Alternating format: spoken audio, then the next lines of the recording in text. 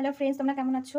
তো আজকে আমি তোমাদেরকে একটা সুন্দর ডিমের রেসিপি নিয়ে আসবো, যেটা অসাধারণ খেতে। এইভাবে নর্মালভাবে রান্না করলেও টেস্ট লাগে। তো দেখো, আমি এখানে আলু আর ডিম সিদ্ধ করে ভাজা করে রেখে দিয়েছিলাম অনেকটা আগে হয়ে যাওয়ার জন্য, বেশিক্ষণ লাগবে না এটা করতে।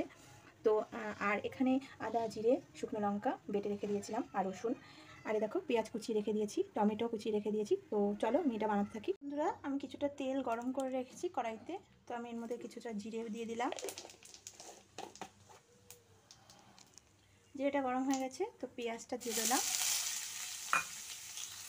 দেখো, আমার এটা খুব সুন্দর করে ভাজা হয়ে গেছে পেঁয়াজটা। তো আমি এই যে মশলাটা করে রেখেছিলাম, মশলাটা দিয়ে দিলাম। আমি এবার টমেটো কুচি দিয়ে দেবো।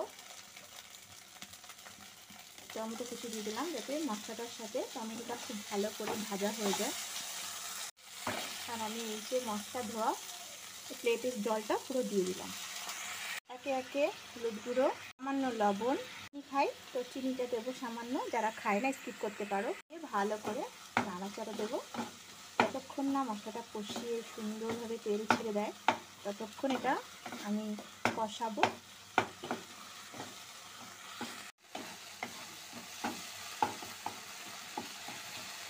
অলরেডি এটা বেশ সুন্দরভাবে কষিয়ে দেখতেই পাচ্ছ তেল ছেড়ে দিয়েছে। এবার আমি ডিমটা দিয়ে দেবো। তো বন্ধুরা, আমি ডিম আর আলু ভাজা এটা দিয়ে দিলাম।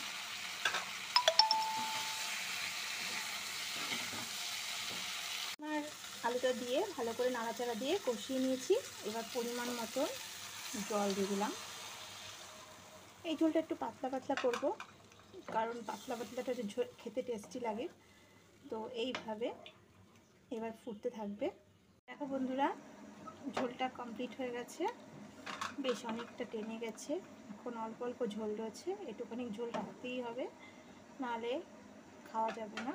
তো এই টাইপের এরকম করে ঝোলটা থাকবে, তোমরা বানিয়ে খাবে।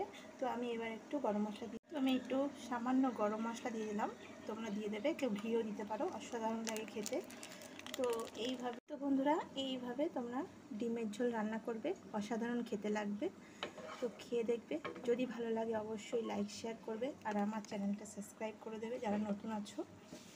আরও অনেক নতুনত্ব ভিডিও পাওয়ার জন্য তোমরা আমাকে